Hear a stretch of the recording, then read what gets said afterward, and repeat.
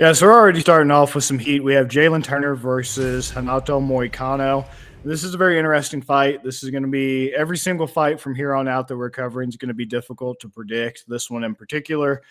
So Jalin Turner, I believe his last fight was against Dan Hooker. No, excuse me, it was against Bobby Green. Before that, he fought Dan Hooker.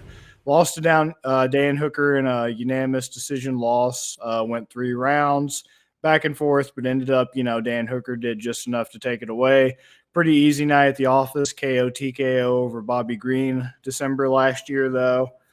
Jalin Turner, by no means a bad fighter, 14-7. But I just feel like Moicano is kind of the stronger candidate in this one, 18-5. Moicano is definitely the stronger grappler, the better Brazilian Jiu-Jitsu, really good submission game. It's translated to the UFC. He has numerous submission wins in the UFC over good quality opponents. He's coming off a unanimous decision win over Drew Dober. February of this year, Moicano is. That was kind of a snooze fest, so I'm not going to waste too much time on that. Unfortunately, he did not fight all of 2023. He's supposed to fight Sarukian, but it fell through. But 2022 submission in round 1 over Brad Riddell, pretty impressive. Lost to Rafael Dos Nachos. That's a little bit disappointing, but hey, submitted Alexander Hernandez. At least he made short work of him. Unlike fucking what's his nuts from last week. Don't even get me started on that. 2021 submitted Jai Herbert round 2.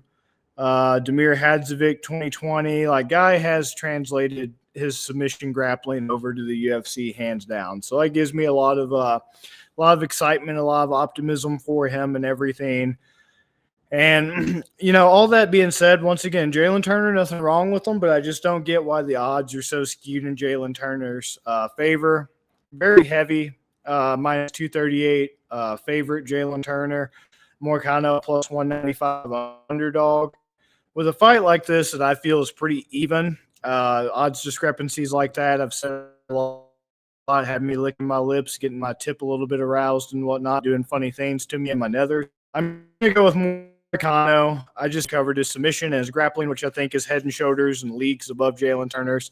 As far as striking, I could see this being primarily a striking affair. I think it's pretty close. It's kind of hard to figure out who I give the edge there, but because it is so close, once again, those odds discrepancies are making me scratch my head.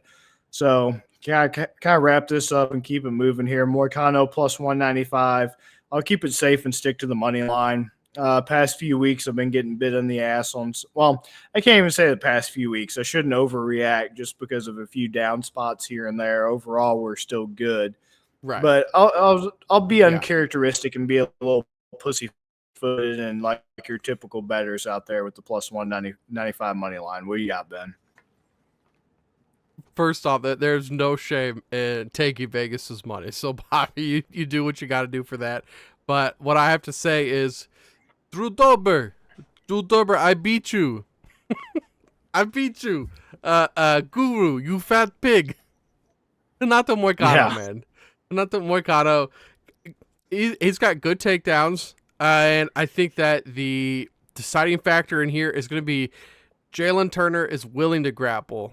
And if he's willing to grapple and he's going to meet Moicano, he's going to meet a rear naked choke probably. Moicano's just dangerous on the ground, good strike defense, accurate striker. Turner has got low hands, so he's got a chance to get chinned. We just saw this fight, guys. We just saw this fight with Drew Dober. I know Turner, I'm not exactly sure the heights, but I feel like Turner's probably taller.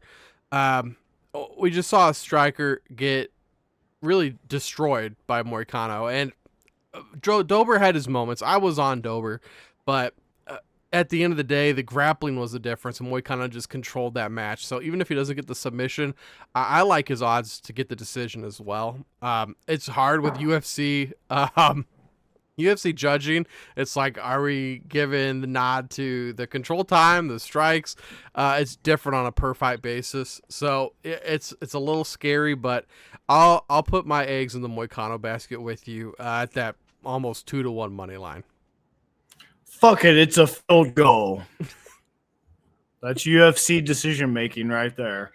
Oh, we don't know whether it's a KO, TKO, or a double eye poke that should lead to a no contest. Fuck it, it's a field goal.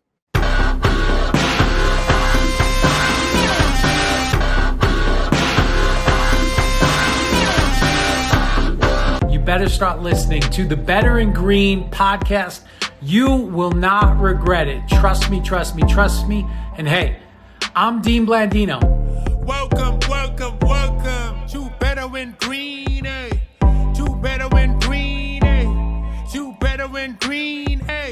Listening and cash out, that's what it's all about. Come on, let's make cash now. We always on spot and we cover all spots from the bottom to the top, hey. Shout out to Ethan, shout out to Wyatt, shout out to Ben. Welcome, welcome to our podcast, Better in Green.